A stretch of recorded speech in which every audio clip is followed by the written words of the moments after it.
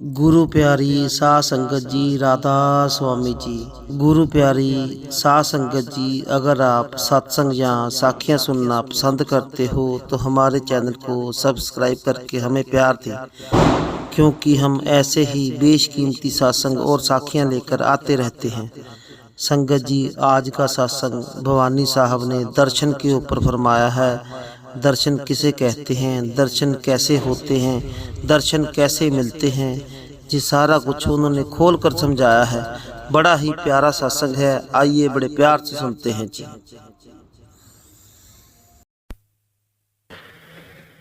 राग रामकली महला 5वां अष्टपदी एको सतगुरु प्रसाद। दर्शन पेटत पाप सब नाश,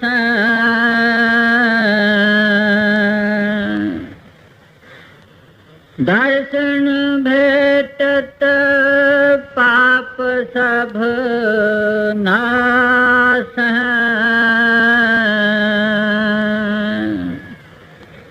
हर स्यों दे मिलाई,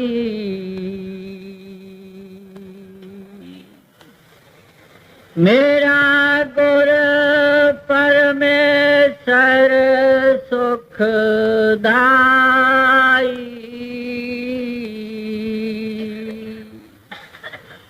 मेरा गुर परमेश्वर सुखदाई।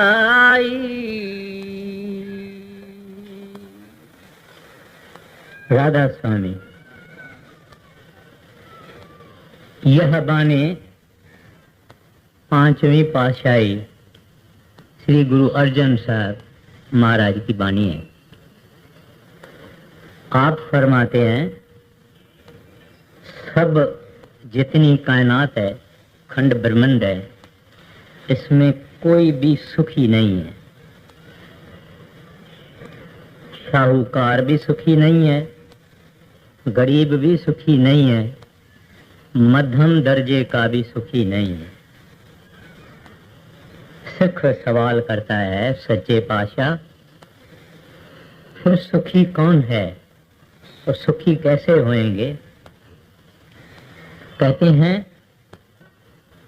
कि एक परमात्मा, एक गुरु, जब इनसे मिलाप होगा, इनसे विशाल होगा, इनकी सहबत मिलेगी, तब ही इंसान को सुख सच्चा प्राप्त होगा। फिर आगे फरमाते हैं, ये कैसे होगा? कहते हैं, जब ये इंसान संतों की सहबत में जाएगा,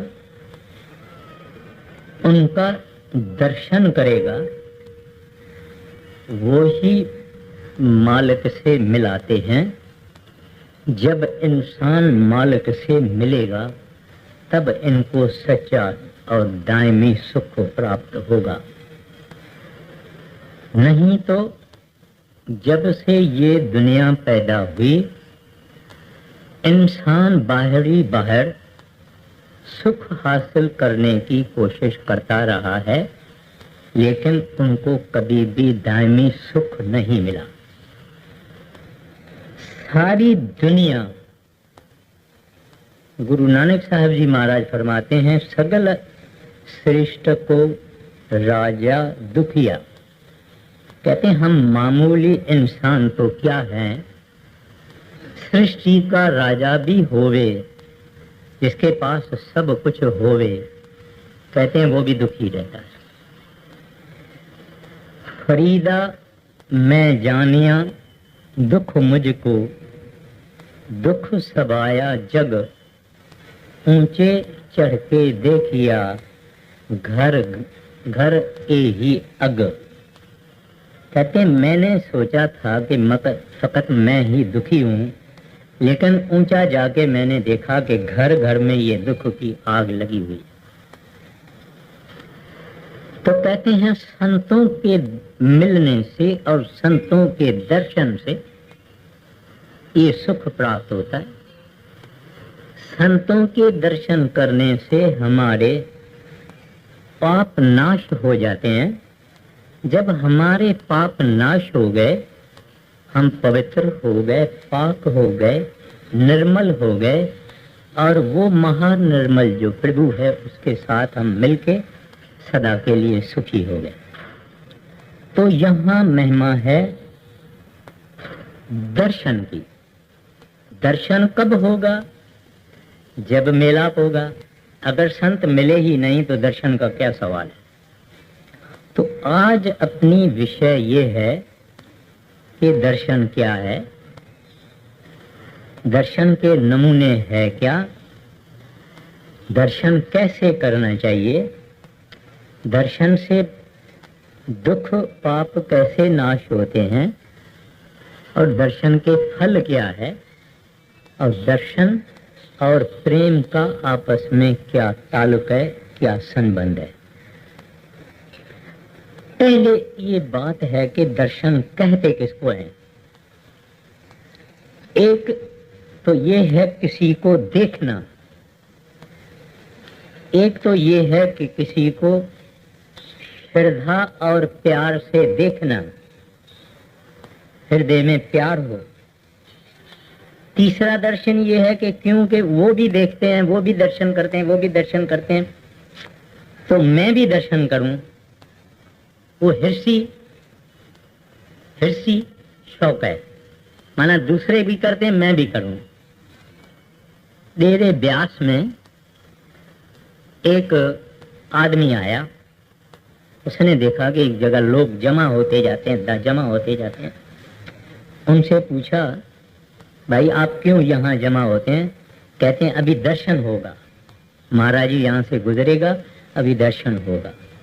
तो उसने कहा मैं भी दर्शन करता हूँ। वो भी खड़ा हो गया। ऐसे एक दूसरे को देख के लोग खड़े हो जाते हैं। ये देखा देखी दर्शन है, हिर्सी दर्शन है। असल आला दर्शन जो है वो है अपने अंदर जाके अपने सतगुरु का नूरानी रूप देखना, रेडिएंट फॉर्म देखना, असल वो है। लेकिन जो हम बाहर करते हैं ये ही अंदर ले जाता है और अंदर वाले का दर्शन करवाता है। तो जब इंसान किसी महात्मा, महापुरुष, कामिल पुरुष को टिकटिकी लगा के देखे और इस तरह से देखे कि बाकी कुछ न देखे, न अपना उसको होश रहे, न दुनिया का होश रहे, फकत दर्शन जिसका हो रहा है उसके तरफ पूरी हमारी ख्याल, तवज्जो, अटेंशन उसके तरफ हो, इसका नाम है दर्शन। दर्शन जो बैठ के करता है, श्री गुरु ग्रंथ साहब की वाणी फरमाती है, दर्शन देख जीवा, मैं दर्शन करके ही जिंदा रहता हूं या जिंदा रहती हूं। ये क्या बात है? आदमी दर्शन से कैसे जिंदा रह सकता है?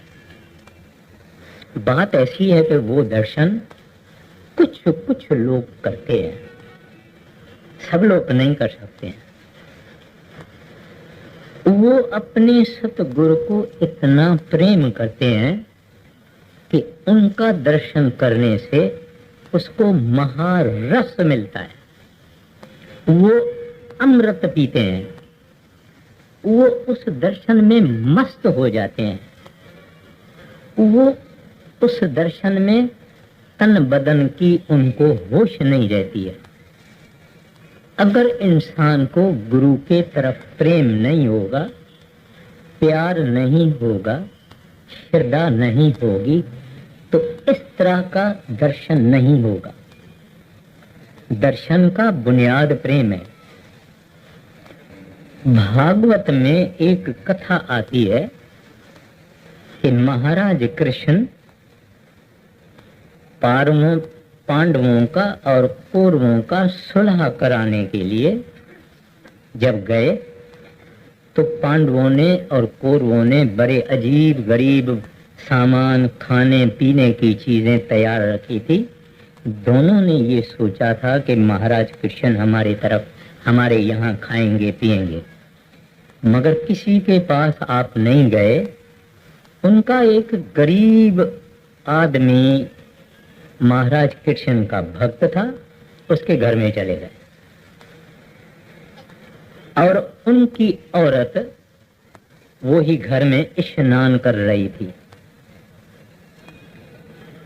तो विदुर नहीं था जो कि कृष्ण का भक्त था। वो विदुर की जो बीबी थी वो भी बहुत परम भक्तन थी। दरवाजा कृष्ण महाराज ने खड़काया। विदुर के बीवी ने आवाज सुना, होश गायब हो गई। नंगी थी, स्नान कर रही थी, उसकी होश नहीं रही। उठी, दरवाजा खोली, वहां आ गई। महाराज कृष्ण ने कहा, अरे पगली, तू तो नंगी है, जाओ ये मेरी पीतांबरी से ढक के उनको अंदर ले गए। बोले कपड़ा पहन के आओ। कपड़ा पहन के आई। फिर देखा आपको क्या खिलाऊं। केला एक ले आई। केला खोला, केले की छाल कृष्ण को पकड़वा दी। गुदा खुद खाने लगी, छाल महाराज कृष्ण खाने लगा। दोनों की आंखें एक दूसरे से मिली हुई है। होश कोई नहीं। अगर कृष्ण को होश होता तो छिलका नहीं खाता। अगर विदुर के बीवी को होश होता तो केला नहीं खाती। इतने में विदुर आया। उसने देखा कृष्ण तो छिलका खा रहा है, मेरी बीवी तो गुदा खा रही है। उनको बोला, अरे पगली, तूने महाराज कृष्ण को छाल दिया है, तू केला खा रही है। वो कहती आहा, केला ले आई। कृष्ण को केला दिया, छिलका हाथ में पकड़ा। महाराज कृष्ण विदुर को कहते हैं कि हे विदुर, तुमने क्या किया। मुझे जो स्वाद उस छिलके से आ रहा था अभी केले के गुदे से नहीं आ रहा है। इसको थोड़ा हम और समझने का कोशिश करें। प्रेम एक तरफ से नहीं होता है। प्रेम तो दो दिलों में होता है, एक को नहीं होता। अब केले का तो स्वाद ही नहीं, सवाल ही नहीं है, छिलके का भी स्वाद नहीं है। यहां तो बात है प्रेम की। विदुर का गुरु कृष्ण था। कृष्ण की भगतन विदुर की बीवी थी। प्रेम था, महाप्रेम था, ऊंच प्रेम था, उत्तम प्रेम था। प्रेम वो जिसमें इंसान का अपना होश और संसार का होश खत्म हो जाए, इसका नाम प्रेम। तो फकत विदुर की बीवी प्रेम नहीं करती थी, लेकिन कृष्ण भी प्रेम करता था। और हर एक महात्मा, कामिल मुर्शिद, संत, दरवेश अपने सेवक को प्रेम करता है। ये नहीं कि सेवक को प्रेम करता है, सेवक एक बच्चा है, प्रेम तो वो करता है। गुरु नानक साहब जी महाराज और भाई लहणा जब गुरु नानक साहब की के पास आए, उनके घर में रहे, उनकी सेवा की, झाड़ू की, सब कुछ किया। जब घर वालों ने कहा कि ये बाहर का आदमी है, ये घर में नहीं रहना चाहिए, हमको अपनी खानगी जिंदगी भी है। तो एक दिन गुरु नानक साहब ने भाई लेने को कहा, भाई लेना अब तो तुमको जाना होगा। भाई लेना कहता है, महाराज आपके बगैर मैं नहीं जी सकता। गुरु नानक साहब जी भी बोलते हैं, लेना मैं भी तेरे बगैर नहीं जी सकता हूं। आप ख्याल करिए, आप विचार करिए। ये प्रेम कहानी है और बहुत बड़ी है। मुझे सत्संग समाप्त करना है। प्रेम एक ऐसी चीज है जो हम दुनियादारों को उसका पता नहीं। दुनिया में तो प्रेम है, अच्छी क्वालिटी के प्रेम है। एक मां का बच्चे के लिए, एक स्त्री और पति का स्त्री के साथ। मगर ये जो प्रेम है ये बहुत ऊंचा है। कितना ही किताबों में समझाया जाए, कितना ही कोई मुंह से कहे, वो अपने को समझ में नहीं आएगा जब तक के हमारे अंदर वो प्रेम प्रकट नहीं हुआ। संसार का प्रेम अदना लेवल का है। स्त्री जवान है, खूबसूरत है, पति प्रेम करेगा और पति रोटी लाता है, कमा के आता है, खाता है, जवान खिलाता है, खर्चा ले आता है, सब कुछ स्त्री की जरूरियात पूरी करता है, स्त्री प्रेम करेगी। वरना ना। उस स्त्री और पति के प्रेम के पीछे छुपा हुआ है स्वार्थ। लेकिन जो गुरु सिख को प्रेम करता है और जो सिख गुरु को प्रेम करता है वो आला है। उसका हमने कभी टेस्ट किया नहीं है। संसार में पति पत्नी ज्यादातर लोग शादी ही करते हैं, स्त्री भी शादी करती है, पुरुष भी शादी करता है। दुनिया में थोड़ा बहुत हर एक को ने ये स्वाद चखा होगा, लेकिन वो जो प्रेम है वो ऊंची लेवल का प्रेम है। इसका अपने को बिल्कुल पता नहीं है। लहना भी एक आदमी है, माना ह्यूमन बीइंग है, मर्द है। गुरु नानक साहब जी महाराज भी एक मर्द है, लेकिन इनका प्रेम देखो क्या है, कोई स्वार्थ नहीं है। प्रेम प्रेम के कारण, लव फॉर लव सेक। कहते हैं लहना अभी तो जाना होगा, कहते हैं प्रभु आपके बगैर मैं नहीं रह सकता। और गुरु नानक साहब जी महाराज कहते हैं तेरे बगैर मैं भी नहीं रह सकता। वो प्रेम हमने चाखा नहीं। जिस दिन चाखेंगे उस दिन दुनिया फीकी लगेगी, लेकिन हम उम्मीदवार हैं। हमको पूरे सतगुरु ने नाम की बख्शिश की है। हम उस मार्ग पर है, हम उस रास्ते पर है। एक दिन अपने को भी ये बख्शिश होगी, मगर जब वो बख्शिश होगी तब हम कुछ कह नहीं पाएंगे। उसका जब हमको सवाल आएगा, कोई पूछेगा तो हम गूंगे जैसे गुर खाया, कुछ कह नहीं सकता है, ऐसे हम नहीं कह पाएंगे।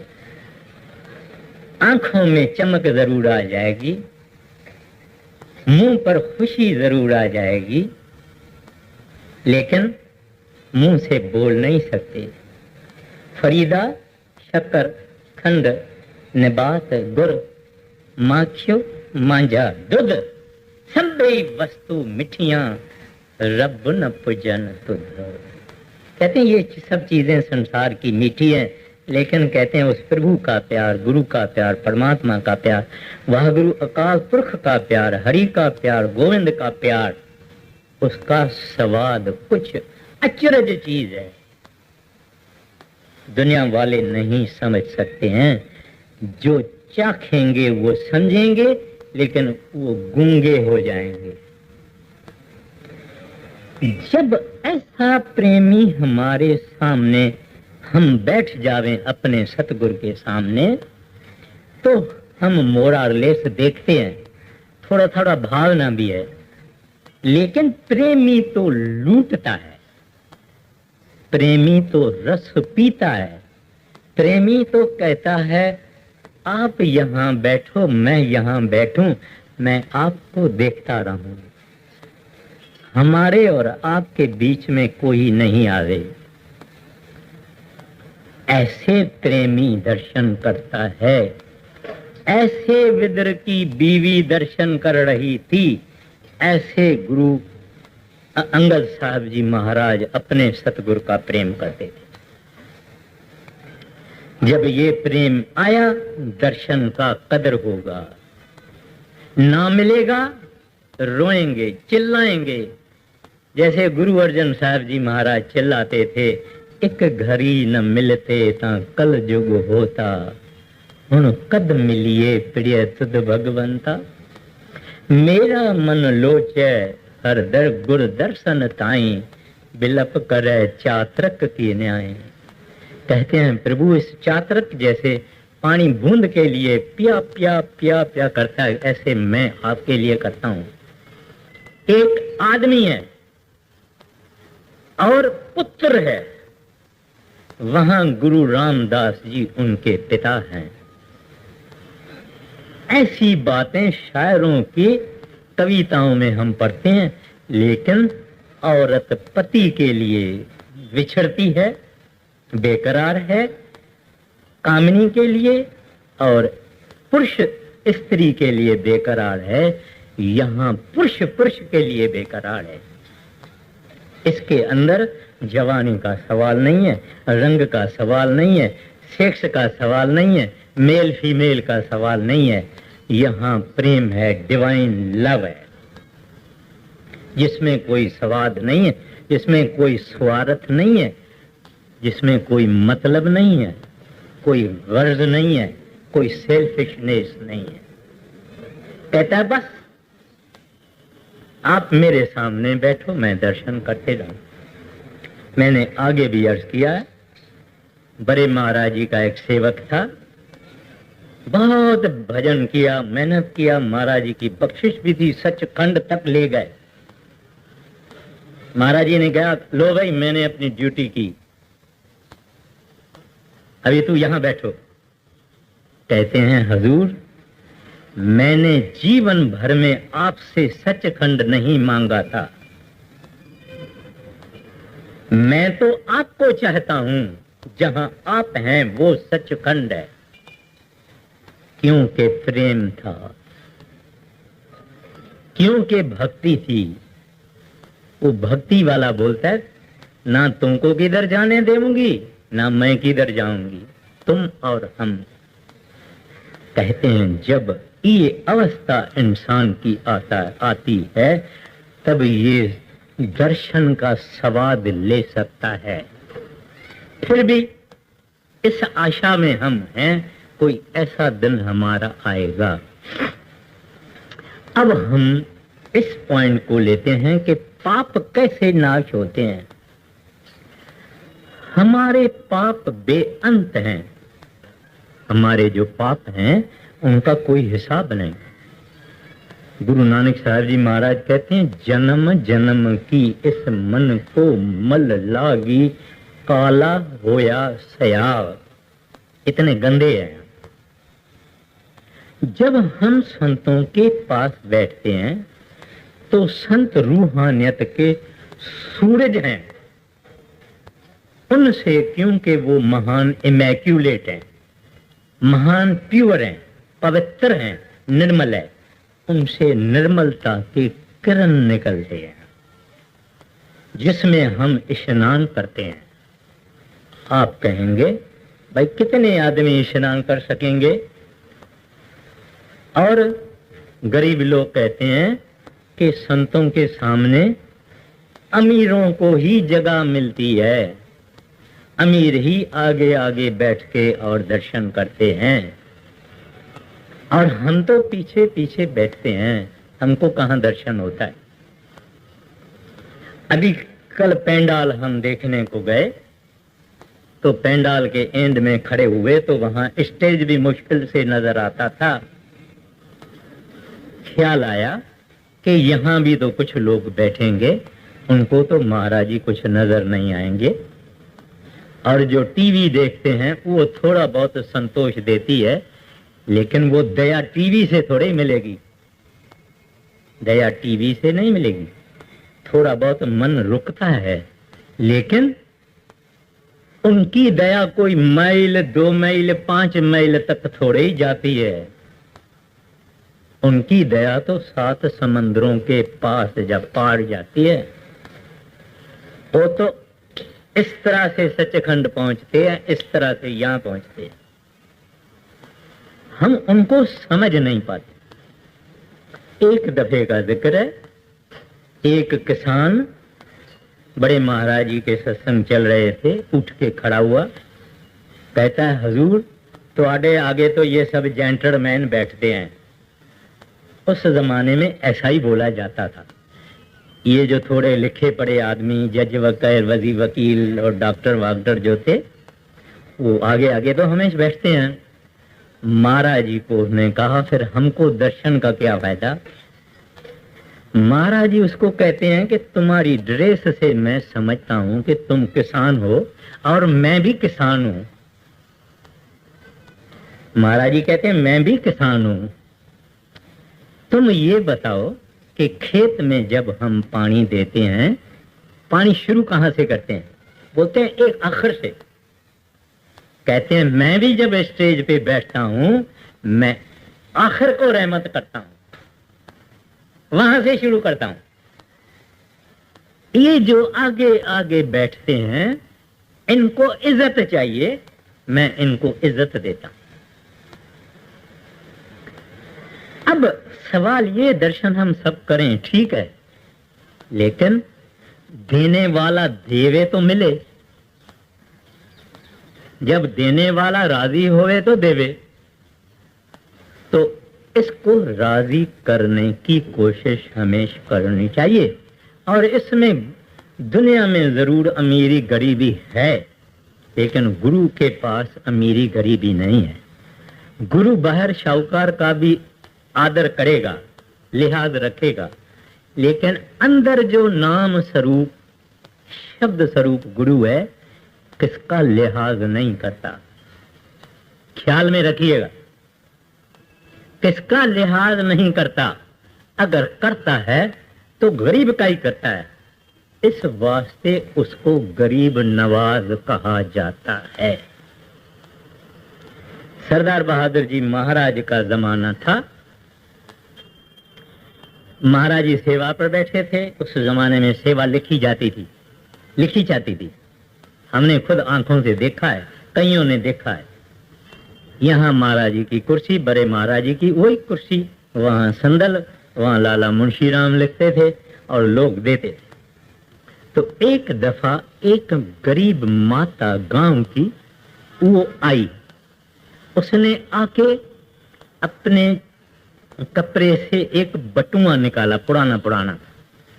उस बटुए को रखा, उनसे बीच में दूसरा बटुआ निकाला, फिर तीसरा निकाला, फिर चौथा निकाला, फिर उसमें से 5वां निकाला।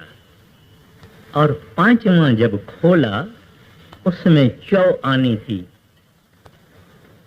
4 आनी 25 पैसे। तो सेवादार जब वो बटुए से बटुआ निकाल रही थी, सेवादार उसको कहता है बीबी छेदी करो। महाराज जी उसको कहते हैं खामोश रहो, उसको निकालने दो। उसने 4 आना निकाला, महाराज जी ने उनको कहा देओ, दिया। बाद में महाराज जी ने कहा आज मैं सेवा में बैठा हूं इनके लिए,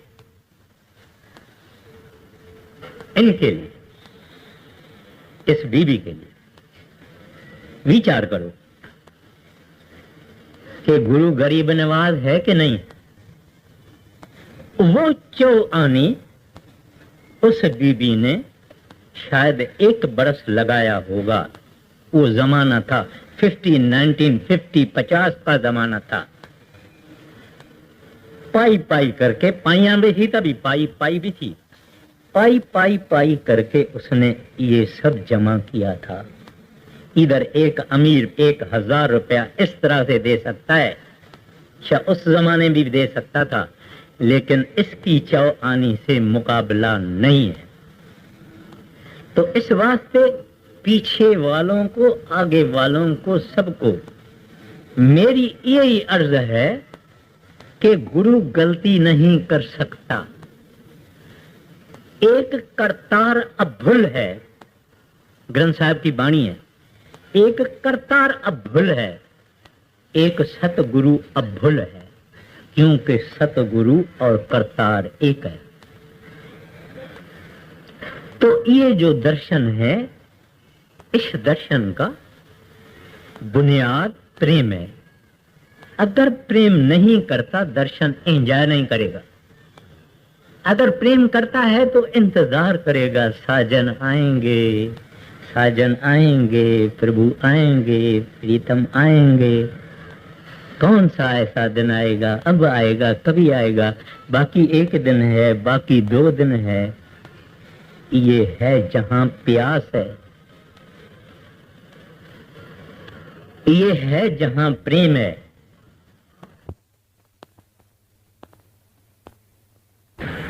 तो ये जो दर्शन है, इस दर्शन का बुनियाद प्रेम है। अगर प्रेम नहीं करता दर्शन एंजॉय नहीं करेगा। अगर प्रेम करता है तो इंतजार करेगा, साजन आएंगे, साजन आएंगे, प्रभु आएंगे, प्रीतम आएंगे। कौन सा ऐसा दिन आएगा, अब आएगा, कभी आएगा, बाकी 1 दिन है, बाकी 2 दिन है। ये है जहां प्यास है, ये है जहां प्रेम है। ऐसा फीलिंग होती है। अब मैं अर्ज करता हूं कि दुनिया के जुदा जुदा महात्माओं ने दर्शन की क्या महिमा की है। पलटू साहब जी महाराज कहते हैं, 3 ताप मिट जाए, संत को दर्शन पावे। हरेक इंसान को 3 किस्म के बुखार हैं। एक शरीर की बीमारियां, एक मन की बीमारियां, एक आत्मा की बीमारियां। शरीर की बीमारियां आप जानते हैं, मन की बीमारियां आप जानते हैं। आत्मा की बीमारियां क्या है? चिंता, वैर, विरोध, ईर्ष्या वगैरह वगैरह। अश्रद्धा, विश्वास नहीं प्रभु में। कहते हैं 3 ताप मिट जाय, संत को दर्शन पाए। कबीर साहब जी महाराज फरमाते हैं जाको दर्शन इत, ताको दर्शन उत। जाको दर्शन इत नहीं, ताको इतन उत। ग्रंथ साहब की बाणी तो और कबीर साहब की बाणी, सब महात्माओं की बाणी भरी पड़ी है दर्शन की महिमा से। 1430 का पेज श्री गुरु ग्रंथ साहब में है, 1430। कोई ऐसा पेज आप नहीं बता सकेंगे जिसमें दर्शन लफ्ज नहीं लिखा हुआ हो। दर्शन की इतनी महिमा है। राजा रामचंद्र जब भीलनी के पास गए, उनके जूठे बेर खाए, तब भीलनी को कहता है, भीलनी,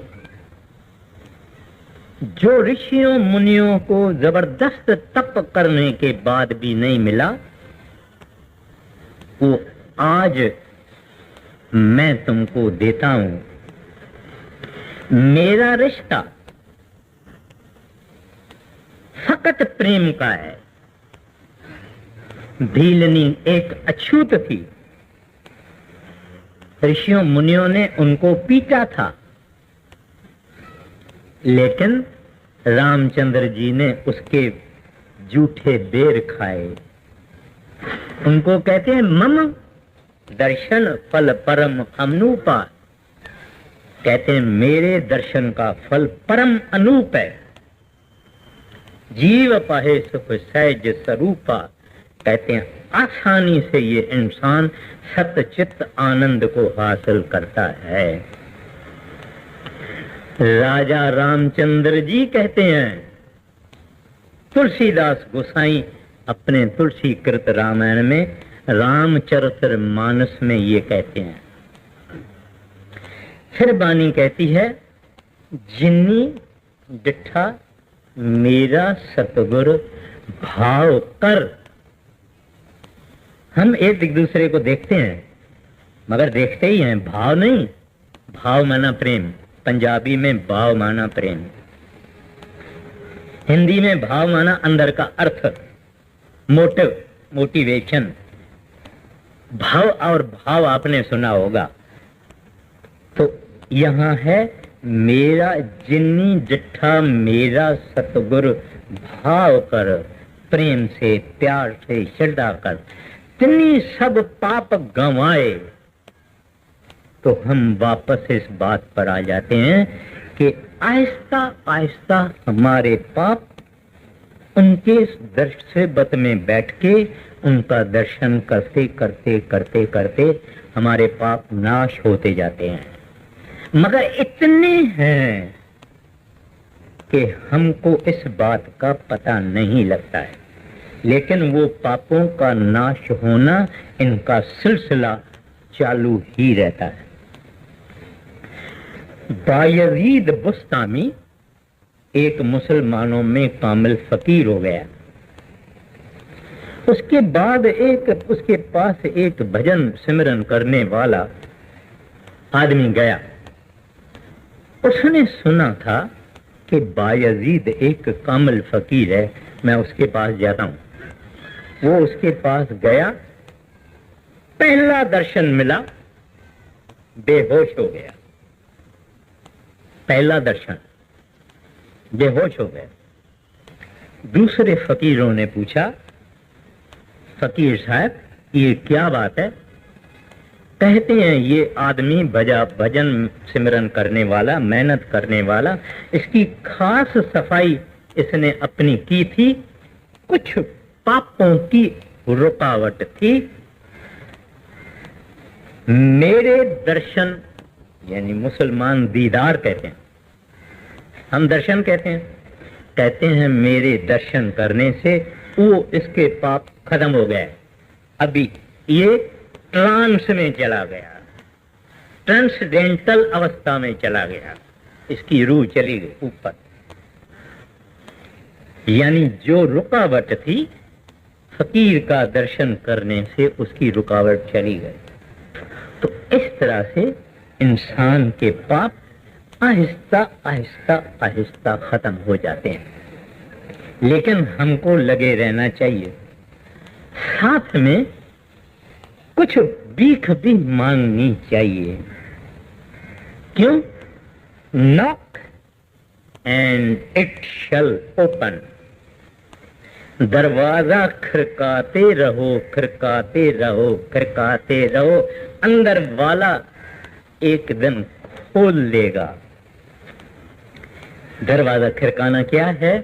हे प्रभु, हे सच्चे पातशाह, हे वाहगुरु अकाल पुरख, गुनहगार हूं,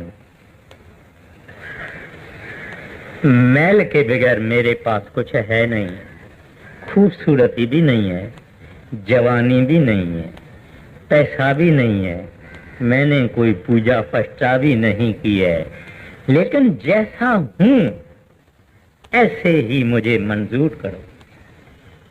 गुनाह नहीं देखना प्रभु, जैसा हूं accept me O my lord as I M.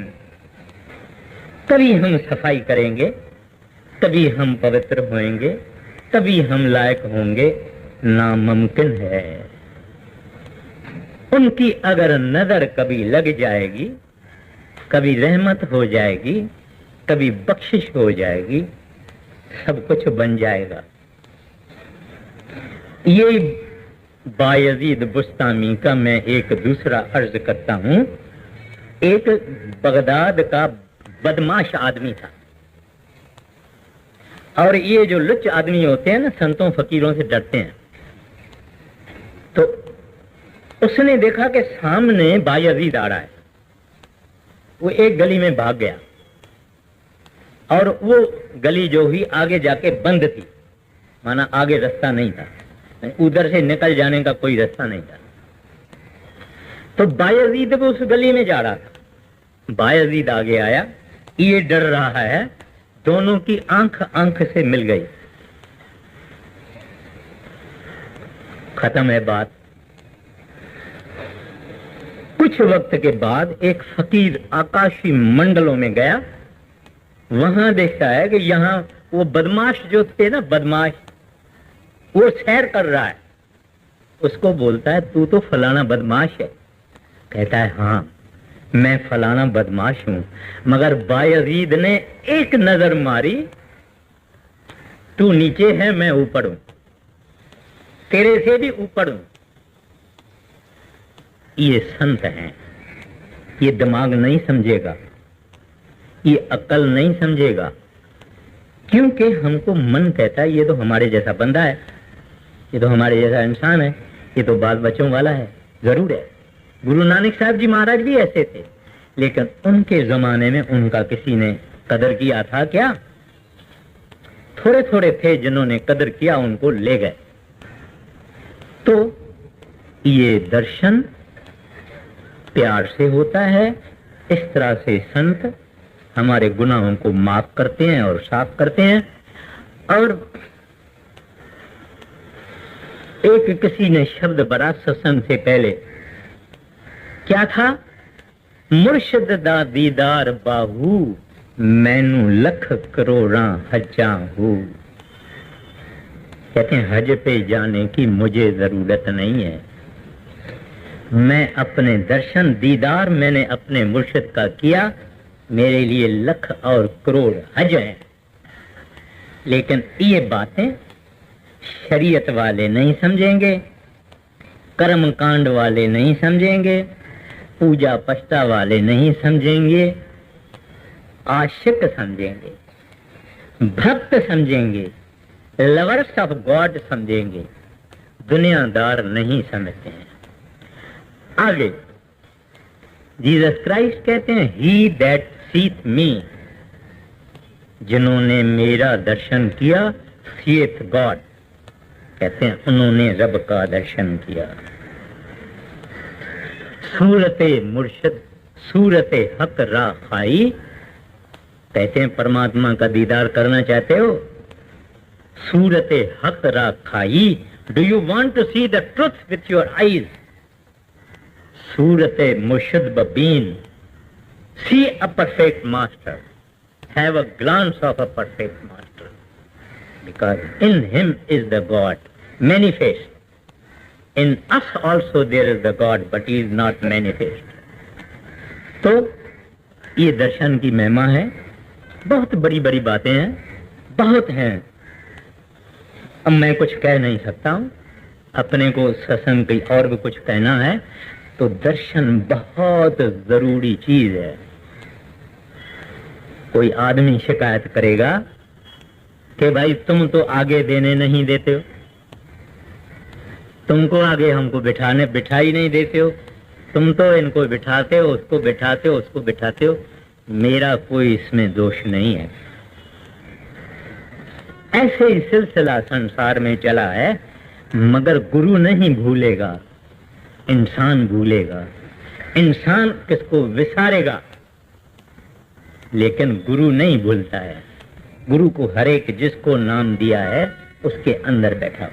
आगे मेरा गुर परमेश्वर सुखदाई,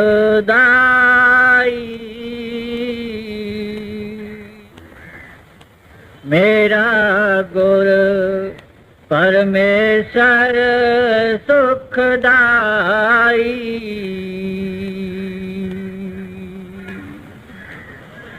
पार ब्रह्म का नाम दृढ़ाए, अंत होए सखाई,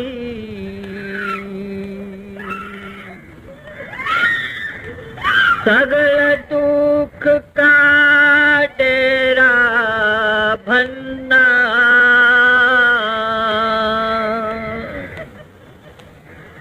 संत धूर मुख लाई।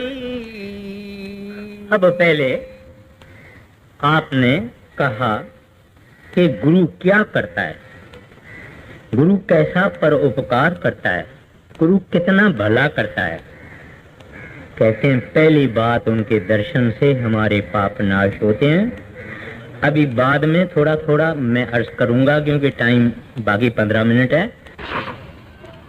कहते हैं कि जब ये सिख सतगुरु की शरण में गया, उसका दर्शन किया, सेवक में बैठा, नाम मिला, नाम की इसने कमाई की, पार ब्रह्म तक ले गए।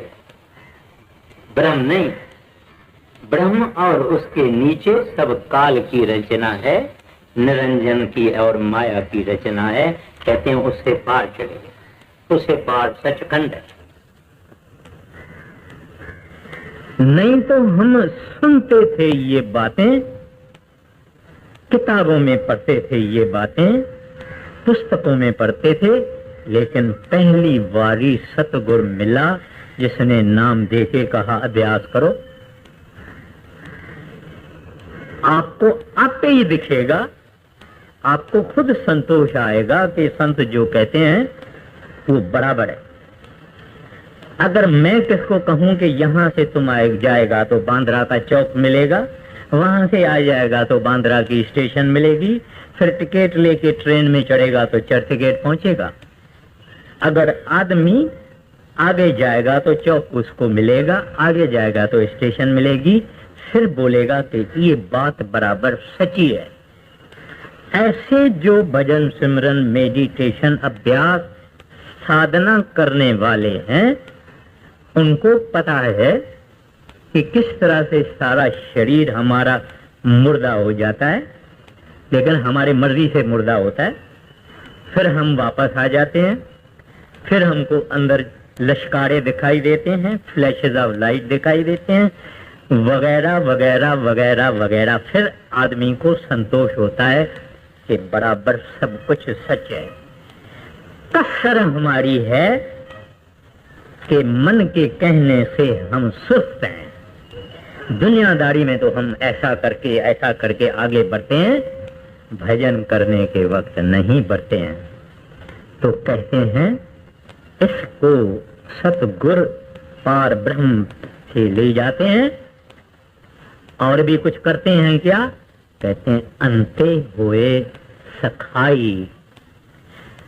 अंत में जब मौत आ जाती है, माँ नहीं, बाप नहीं, यार नहीं, दोस्त नहीं, औलाद नहीं, कोई कुछ नहीं कर सकता। बेचारे बेबस लाचार हेल्पलेस बैठे रहते हैं। डॉक्टर कह गया कि खत्म है, क्या करेंगे? कहते हैं लेकिन गुरु उसके जिंदा भी शामिल है, मरने के वक्त भी साथ है, उसके बाद भी जाएगा। संत जना मिल भाइयों, सच्चा नाम समाल तो सा बंधु जिय का एथे ओथे नाल। कहते हैं आप फकीरों के पास आए हैं जिन्होंने साहेब अपने अंदर प्रकट किया है, जो यहाँ आए ही देने के लिए है, जो यहाँ आए ही हमको तारण करने के लिए है, दुखों की दुनिया से पार करवाने के लिए आए हैं। उनका और कोई काम नहीं है, कोई पाई पैसा नहीं लेते हैं। अक्सर संत अपनी दाल रोटी, अपनी लाइवलीहुड, अपना गुजारा नौकरी करके खाएंगे, खेती करके खाएंगे, वकालत करके खाएंगे, टीचर करके खाएंगे, लेकिन हाथ किसी के आगे नहीं रखते हैं, क्योंकि वो दाता हैं, देने के लिए आए हैं। तो कहते हैं इत्थे उत्थे नाल, कहते हैं मरने के वक्त गुरु सामने आ जाता है।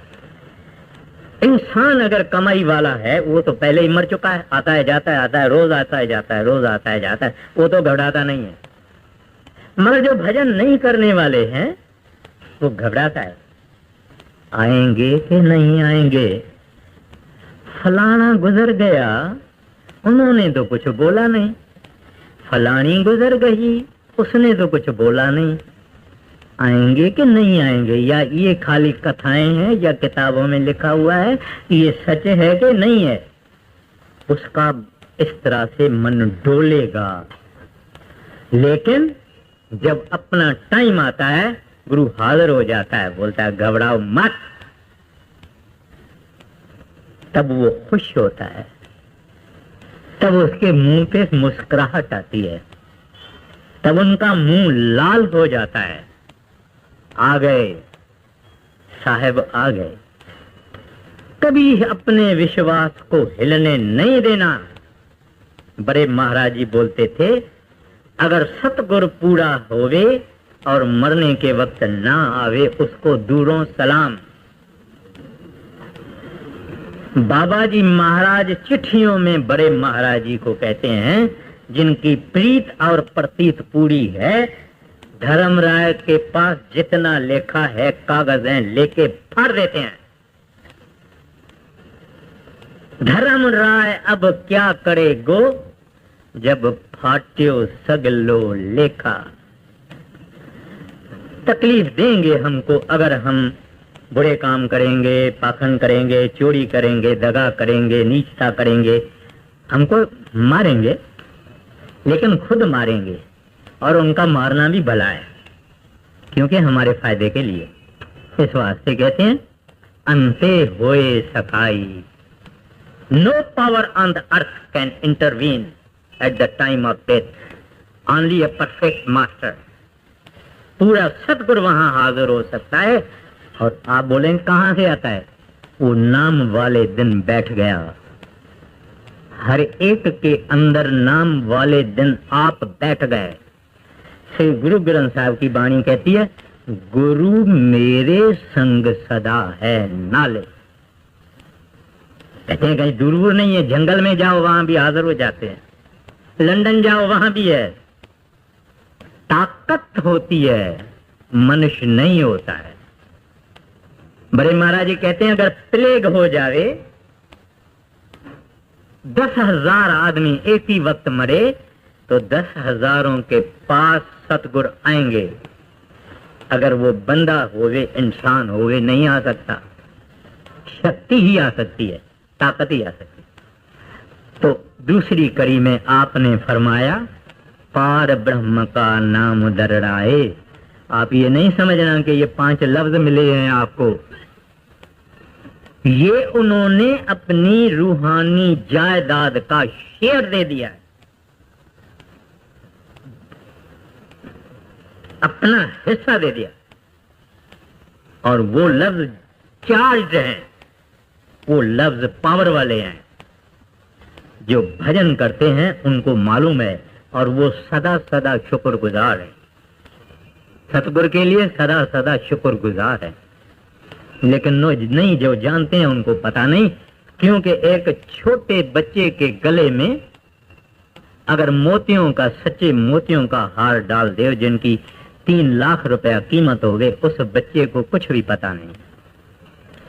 बड़ा जब होएगा, when he will come of age, जब मैच्योर होगा तब उसको पता लगेगा। तो हमको अभी नाम का पता नहीं कि नाम क्या चीज है। तो इस वास्ते कहते हैं अंते होए सखाई, कहते हैं ये दूसरा उनका पर उपकार है। आगे, सगल दुख का डेरा पन्ना, संत तूल मुख लाई, कहते हैं जब इसने भजन किया मैं फिर भजन पे आ जाता हूं, क्योंकि वो हमारी मुख्य चीज है। क्योंकि हम भजन करते नहीं या तो बहुत थोड़ा करते हैं, इस वास्ते हमको कुछ तजुर्बा, कुछ अनुभव, कुछ एक्सपीरियंस नहीं मिलता। जो मिलता है, जिनको मिलता है उनको मिलता है। तो कहते हैं जब तू नौ द्वारा छोड़ के ऊपर आया और अंदर गया, तो कहते हैं अब तू सुखों के दुनिया में कदम रख रहा है। इधर सुख तलाश करने को जाओ, नहीं मिलेगा, नहीं मिलेगा। गौतम बुद्ध के जमाने की बात है, एक माता थी, उसका बच्चा मर गया। मरे बच्चे को गौतम के पास ले आई। उनको बोले महाराज आप इनको जिंदा करो। कहते हैं महाराज गौतम कहते हैं कोई ऐसा घर ढूंढो जहां कभी मृत्यु नहीं हुआ होवे, उस घर से थोड़ी राई ले आओ। राई माना आप जानते हैं। तो बोलते हैं ऐसा कोई घर ढूंढो जहां कोई कभी मरा ही नहीं होवे, वहां से थोड़ी राई ले आओ तो मैं इस बच्चे को जिंदा करूंगा। वो बच्चे की मां जिस घर में जावे पूछे भाई आपका ऐसा कोई घर बताओ जहां कोई मृत्यु नहीं हुआ होवे। सब कहते हैं भाई ऐसा कोई घर मिलेगा जहां कभी कोई मृत्यु नहीं हुआ होवे। हमारे बाप, हमारे दादे, हमारे परदादे, हमारी परदादियां सब चल गए। इस तरह से गौतम ने उस माई को सिखाया कि ये दुनिया फानी है, अमर होने का और तरीका है। वो अमर होने का तरीका हमको गुरु साहिबान ने सिखाया है। तो क्या फरमाते हैं, सगल दुख का डेरा भन्ना। कहते हैं आप अब उस देश में गुरु ले आए जहां दुख का नाम नहीं, यहां सुख का नाम नहीं। फिर कहते हैं संत धूड़ मुख लाई। जब हम भजन करते हैं पहले पहले पांव ठंडे होते हैं, गोडे ठंडे होते हैं, कमर ठंडी होती है, हाथ और बाएं ठंडे होते हैं, फिर पीठ ठंडी होती है, फिर यहां तक ठंडक आती है, फिर यहां तक आती है, फिर ये अंदर जाता है। ये कहा तो हमने आधे मिनट में, मगर लग जाते हैं बरस। जब ये अंदर चला गया, अंदर जाने से पहले ही इनको बहुत गहरा अंधेरा दिखाई देता है। वहां एक तारा दिखाई देता है। उस तारे में तकते तकते देखते देखते एकाग्रता से वन पॉइंटेडली उसको देखते देखते तारा फटता है। फिर दूसरा आकाश आता है, वहां बहुत तारे होते हैं। तो कहते हैं उस तारा मंडल से गुजरना, फिर सूरज मंडल से गुजरना, फिर चंद्रमा मंडल से गुजरना, सामने खड़ा होगा हमारा संत महात्मा सतगुरु जिसने नाम की बख्शिश की है। जिन्होंने बड़े महाराज जी से नाम लिया उनके पास बड़े महाराज जी आएंगे, लेकिन रेडियंट, चमकता हुआ, लुमिनस, जिसका कोई हिसाब नहीं है, बात बोल नहीं सकते। जिन्होंने बड़े महाराज जी से लिया, जिन्होंने सरदार बहादुर से लिया, जिन्होंने मौजूदा महाराज जी से लिया, अपना अपना सतगुरु उस रेडियंट रूप में, नूरी रूप में सामने आ जाएगा। वहां पहुंचना वो है संतों की दूर। तो यहां कहते हैं संत धूर मुख लाई। कहते हैं जब वो सतगुरु मिले सगल दुख का डेरा बनना। लोग कहते हैं कि श्री गुरु ग्रंथ साहब की वाणी बड़ी औखी है, समझ में नहीं आती है, लेकिन हम अगर थोड़ा कंसंट्रेट करेंगे, क्या फरमाते हैं, संत धूड़ मुख लाई सगल दुख का डेरा बनना। कहते हैं कोई दुख का निशान नहीं। ये मैं कह के सत्संग समाप्त करता हूं। वाणी कहती है कह नानक जिनको सतगुर मिलिया तिनका लेखा निबड़िया। ये इस पर आप वापस को पतत पुनीत किए खन भीतर अज्ञान अंधेर वंजाई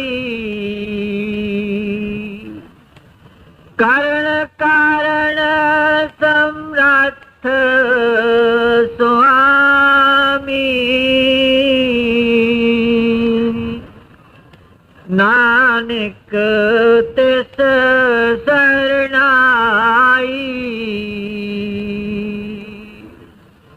कारण कारण सम्राट स्वामी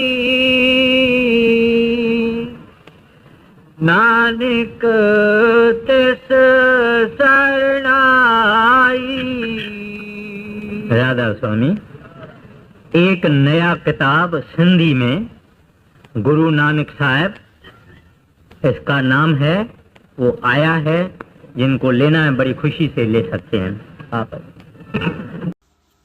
संगत जी, अब हम आपसे इजाज़त चाहते हैं। जिन्होंने अभी तक हमारे चैनल को सब्सक्राइब नहीं किया वो ज़रूर कर लें, क्योंकि हम ऐसे ही बेशकीमती सत्संग लेकर आते रहते हैं। सो संगत जी, फिर मिलेंगे एक नए सत्संग या एक नई साखी के साथ। राधा स्वामी जी।